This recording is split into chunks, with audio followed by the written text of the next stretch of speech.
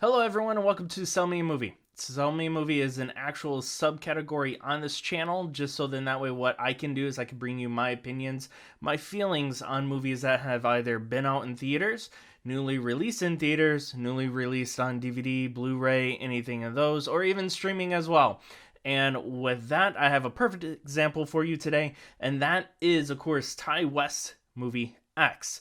So, what is it? How do I feel about it? Well, again, this little video here is all about trying to give you guys my thoughts on it, a little bit of movie review. Do you feel the same way? Do you not feel the same way?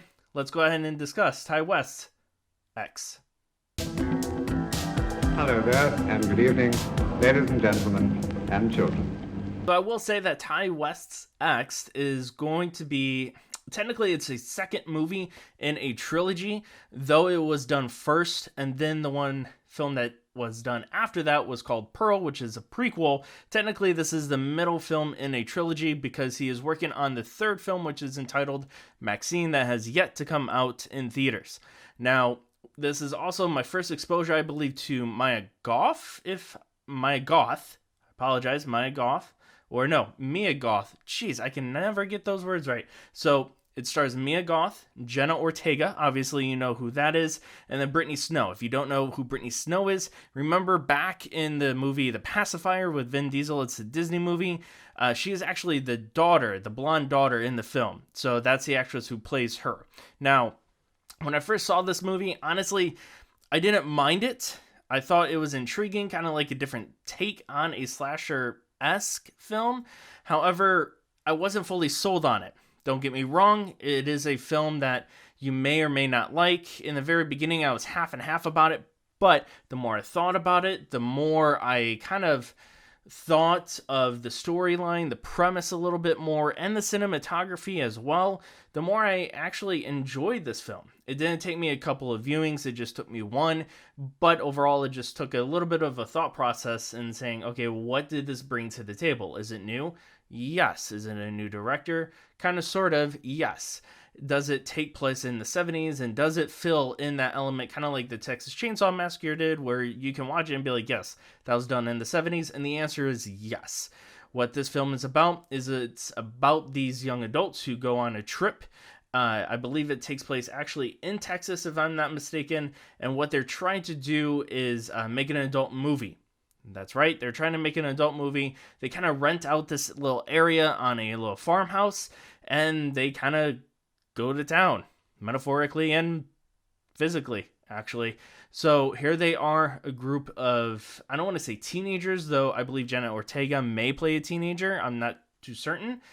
But it does show them creating the film and going through storylines.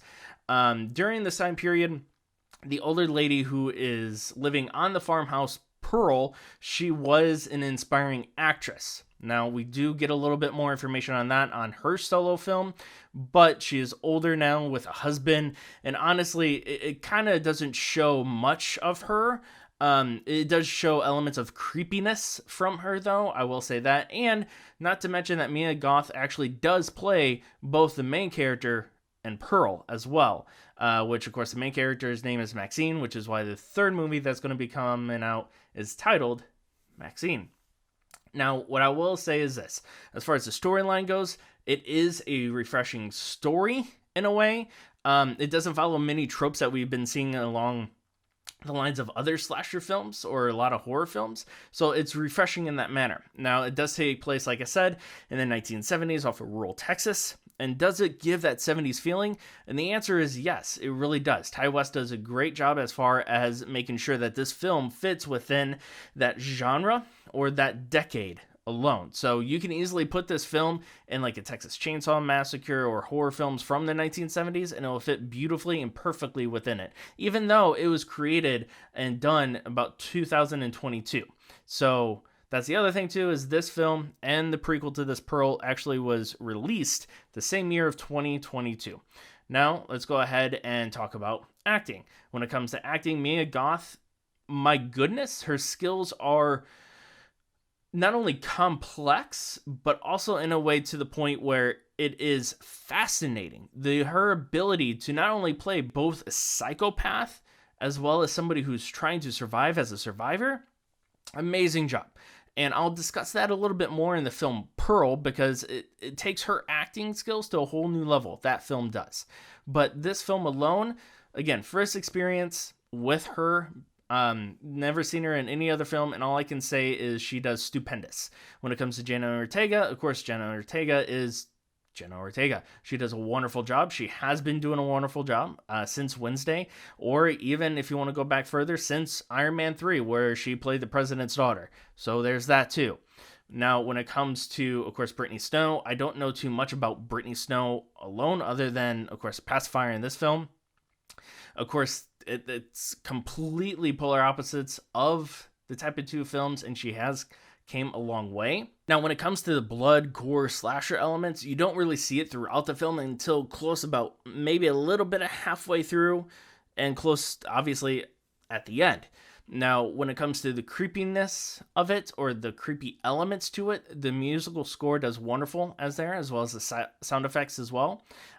So they did beautifully in making sure that you are not only enclosed and focused on the film, but that eerie elements or those tones really play with your emotions, specifically when it comes to an alligator, which, yes, there is an alligator in this film. There's some parts of it where it does seem CGI, but overall, though, they did a good job, I guess, portraying and adding that to the portion of the film, because the alligator does play an important role in this. So that's the other thing, too, that you'll have to keep in mind. But overall, though, it was a good film. It was a film that may have kind of stayed with me and made me think a little bit more. But the more I thought about it, the more I appreciated it, and the more I appreciated the route that Ty West went. So if you guys seen it, leave a comment below. If you haven't seen it, I would highly recommend it, especially if you are a horror or slasher movie buff. Go for it. And we'll see you guys next time, of course, when we discuss Pearl. But other than that, hit the subscribe button, like us on all social platforms.